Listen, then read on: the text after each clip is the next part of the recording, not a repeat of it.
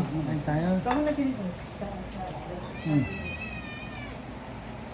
Yeah, ngayon ang ulam po namin. Luto ng kapatid ko. May bulalo.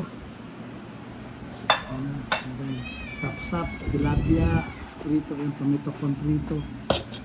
Ito yung masarap po, sinigang. Ano ba yan? Sampalok, music. Vlog ba yan o share? Bablog ko lang. Ayan siya, Ate Pele, luto. Nutritionist po yan, masarap ang luto. Namimiss yung luto niya, mga minudo, asado. Ayaw na yun.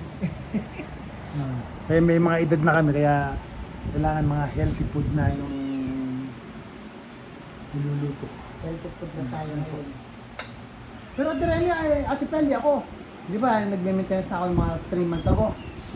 Tapos nung last week, so, mga 2 weeks na ako hindi nagme-maintenance. Kasi busy sa trabaho. Pero, sinecheck ko yung BP ko. Ano siya? Ano maintenance mo? Over, yung binigyan ang pinakamababang ano, 0.25 yan, 0.25 o 0.5.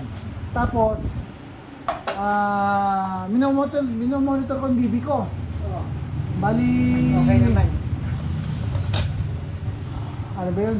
128, pinakamataas ko 131. 131 over 79, over 81. Kaya sabi ng doktor, nung napacheck ako nung nakaraang kamakalawa, nakano siya. Eh, ito rin yung pagkain mo, inalis. Ay, nais ko yung pagkain ko.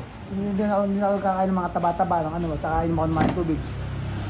Hindi mo na kailangan maintenance, tanggalin mo na natin yung maintenance mo, sabi ng doktor. Basta maintain mo lang kung ano yung kinakain mo, ano yung lifestyle mo, continue mo lang yan.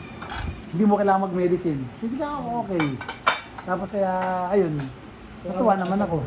Saka mo nakasabag. Ayan, kain po tayo. Ayan, nakarecord lang po ito. Saluhan po ninyo ako. Patis. Hindi na po ako nagpapatis. Hindi na nagpapatis. Ayan, kain tayo.